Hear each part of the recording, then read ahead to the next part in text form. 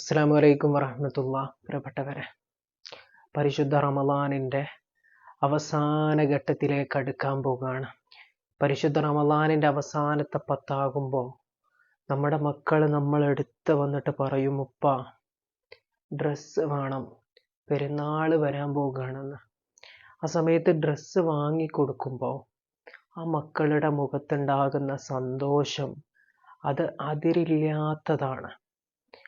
ആ മക്കളുടെ മരണവാർത്ത കേൾക്കേണ്ടി വരുന്ന രക്ഷിതാക്കളുടെ അവസ്ഥ ഒന്ന് ചിന്തിച്ച് നോക്കിയിട്ടുണ്ടോ നിങ്ങൾ? വളരെ വേദനയോടെ ഇന്ന് കേൾക്കാൻ കഴിഞ്ഞൊരു വാർത്ത. താനാളൂർ അയ്യായ പകര എന്ന സ്ഥലത്ത് ഒരു പാറക്കുണ്ടിൽ 3 കുട്ടികൾ ചൂണ്ടയിടാൻ പോയി.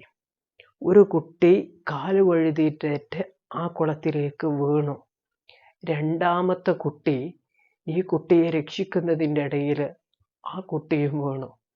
മൂന്നാമത്തെ മോന് ആ നാട്ടിലുള്ള ആളുകളിലേക്ക് ഓടിപ്പോയിട്ട് ഇവരിങ്ങനെ കുളത്തിൽ വീണിട്ടുണ്ട് എന്ന് അവരെ ഓർമ്മപ്പെടുത്തുകയാണ്. ആളുകൾ ഒഴുകി വരികയാണ്.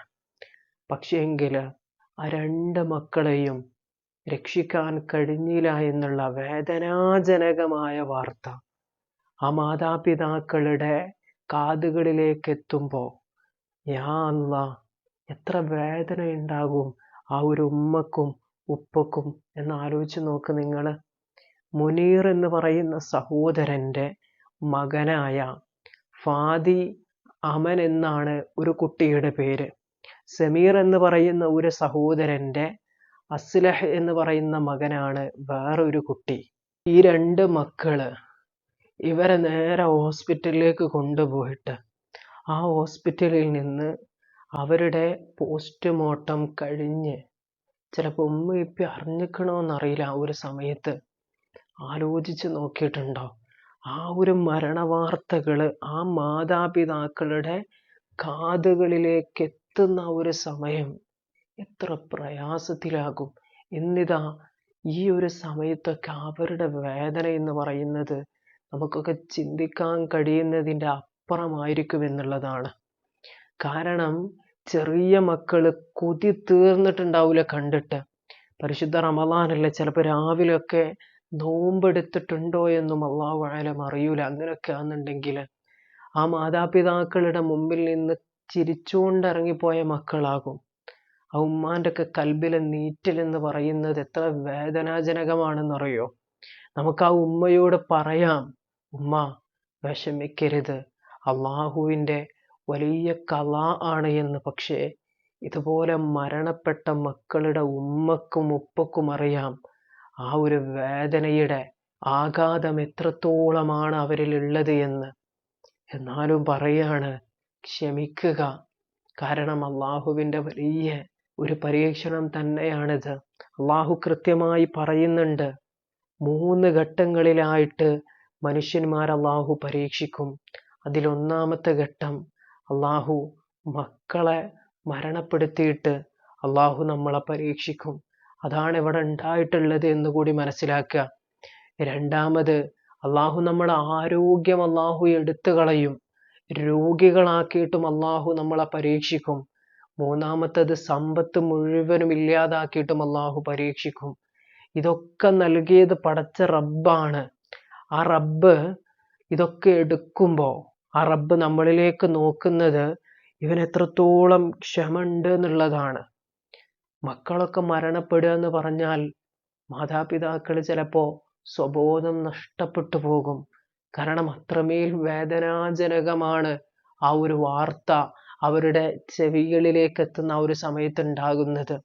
ചില മാതാപിതാക്കൾ കുഴഞ്ഞ് വീഴാറുണ്ട്. കാരണം അവർക്ക് താങ്ങാൻ കഴിയൂല ആ ഒരു വാർത്ത എന്നുള്ളതാണ്. നിങ്ങളുടെ പൊന്നു മക്കളുണ്ടല്ലോ, ആ മക്കള് ഇവിടെ നിങ്ങൾ ക്ഷമ കാണിച്ചു കഴിഞ്ഞാൽ അല്ലാഹു സുബ്ഹാനഹു വ തആല നാളെ പരലോകത്ത് നമ്മുടെ മക്കളെങ്ങനെ ഒരുക്കി നിർത്തിയിട്ടുണ്ടാവും. അവർ സ്വർഗത്തിലെ രാജകുമാരന്മാരാണ്. അത്രമേൽ പദവികൾ അല്ലാഹു അവർക്ക് കൊടുക്കും. കാരണം പ്രായപൂർത്തിയാകുന്നതിൻ്റെ മുമ്പ് തെറ്റുകളൊന്നുമില്ലാതെ അവർ ഈ ലോകത്തോട് വിട പറഞ്ഞ മക്കളാണ്. നമ്മൾ വയർത്തുരുകി കുളിച്ച് നിൽക്കാവും. ആ സമയത്ത് അള്ളാഹു അവരെ നമ്മളിലേക്ക് അയക്കും. നമ്മൾ ചിലപ്പോൾ നരകത്തിക്കാണെങ്കിൽ പോലും അള്ളാഹുവിനോട് ആ മക്കള് പറയും അത്ര, പടച്ചോനെ എൻ്റെ അമ്മ ഇല്ലാതെ എൻ്റെ അപ്പ ഇല്ലാതെ ഞാൻ സ്വർഗത്തേക്ക് പോകൂല എന്ന്. ആ സമയത്ത് അള്ളാഹു സുബ്ഹാനഹു വ തആല ആ മക്കളുടെ വാക്കിൻ്റെ പേരിൽ ആ ഒരു മാതാപിതാക്കളെ സ്വർഗത്തിലേക്ക് പറഞ്ഞയക്കും. ഉമ്മ ഉപ്പ, ഒരു നിലക്ക് അള്ളാഹു നമുക്ക് വലിയ വേദനയാണ് തന്നിട്ടുള്ളത്. എന്നാൽ വേറൊരു ഭാഗത്തു കൂടി നോക്കുമ്പോൾ അള്ളാഹു വലിയ നിഅമത്തല്ലേ നമുക്ക് ചെയ്തിട്ടുള്ളത്. നാളെ ഈ മക്കള് കാരണം ഈ മക്കളെ കൈ പിടിച്ചുകൊണ്ട് സ്വർഗത്തിലേക്ക് കടന്നു പോകാൻ അള്ളാഹു വലിയൊരു അവസരം നൽകിയിട്ടുണ്ട്. അതിനെ ഇവിടെ നമ്മൾ ക്ഷമിക്കുക എന്നുള്ളതാണ്.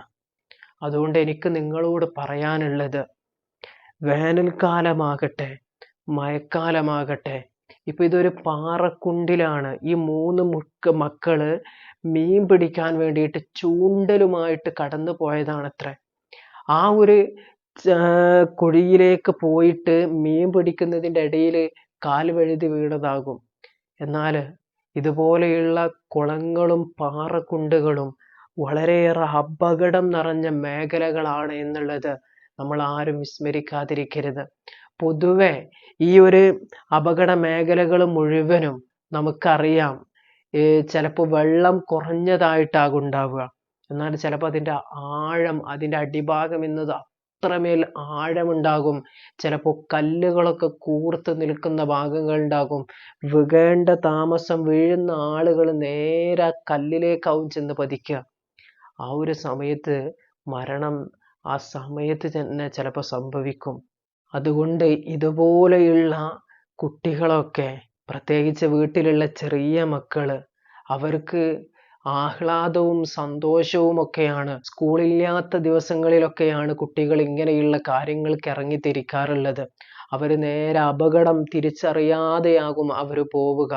അവർ പോയിട്ട് ചിലപ്പോൾ ചൂണ്ടയിടാനാകും, ചില മക്കൾ കുളിക്കാനാകും, ചില മക്കൾ ഊളം കുത്തിയിട്ട് ആ ഒരു കുളത്തിലേക്കും ഇതേപോലെയുള്ള പാറക്കുഴികളിലേക്കൊക്കെ ചാടുന്നത് കാണാം. വലിയ അപകടം തന്നെയാണ് ഇതുണ്ടാക്കി തീർക്കുക. ഇങ്ങനെയുള്ള അപകടങ്ങൾ ഒരു പരിധി വരെ നമുക്ക് തടയാനായിട്ട് കഴിയും.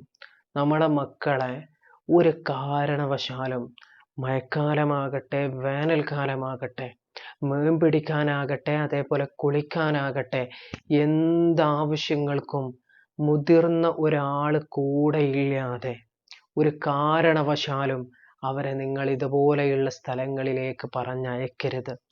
അങ്ങനെയൊക്കെ ശ്രദ്ധിക്കാന്നുണ്ടെങ്കിൽ ഒരു പരിധി വരെ ഇവരെ നമുക്ക് സേഫായിട്ട് നിർത്താൻ പറ്റും. അതുപോലെ ശ്രദ്ധിക്കേണ്ട ഒരു കാര്യമാണ്, ഇതുപോലെയുള്ള അപകട മേഖലകൾ, ഈ പാറക്കുഴികൾ എന്ന് പറയുന്നത് അതിനെ ഒരിക്കലും നിസ്സാരമായിട്ട് കാണാൻ കഴിയൂല. അങ്ങനെയുള്ള സ്ഥലങ്ങളിൽ ബോർഡുകൾ, ജാഗ്രതാ നിർദ്ദേശങ്ങൾ നൽകുന്നതായ ബോർഡുകൾ ആ നാട്ടിലുള്ള ആളുകൾ കൂടിയിട്ട് അല്ലെങ്കിൽ അവിടുത്തെ ഉദ്യോഗസ്ഥന്മാരുടെ കീഴിലായിട്ടൊക്കെ സ്ഥാപിക്കുക എന്നുള്ളത്. അതായത് ആ ഒരു ബോർഡ് കാണുമ്പോൾ തന്നെ ഇവിടെ അപകടം പതിയിരിക്കുന്നുണ്ട് എന്ന് ഏതൊരു മനുഷ്യനും കൃത്യമായിട്ട് മനസ്സിലാകുന്ന രൂപത്തിൽ അവിടെ സ്ഥാപിച്ചു കഴിഞ്ഞാൽ ഒരു പരിധി വരെ നമുക്ക് ഇങ്ങനെയുള്ള അപകടങ്ങൾ ഒഴിവാക്കാൻ കഴിയും. അപകടം ഉണ്ട് എന്ന് പറയുമ്പോൾ ചില ആളുകളെങ്കിലും ശ്രദ്ധിക്കും. ഇവിടെ നമ്മൾ മനസ്സിലാക്കേണ്ട വേറൊരു കാര്യം, ചില കുട്ടികൾ അല്ലെങ്കിൽ ചില ആളുകൾ, വലിയ ആളുകൾ പോലും അപകട മേഖലയാണെന്ന് അറിഞ്ഞിട്ട് പോലും അവർ ആവേശത്തിൻ്റെ പുറത്ത് അങ്ങനെയുള്ള സ്ഥലങ്ങളിൽ പോയിട്ട് കുളിക്കാറുണ്ട്. എത്രയോ അപകടങ്ങൾ നടന്നത് നമ്മുടെ ഒക്കെ മുമ്പിൽ സോഷ്യൽ മീഡിയയിൽ നോക്കിയാൽ ഇപ്പോഴും നമുക്ക് കാണാനായിട്ട് കഴിയുമെന്നുള്ളതാണ്. അതുകൊണ്ട് അങ്ങനെ ഒരു ബോർഡ് സ്ഥാപിച്ചാൽ ഒരു പരിധി വരെ നമുക്ക് സേഫായിട്ട് നമ്മളെ മക്കളെ കിട്ടും എന്നുള്ളതാണ്.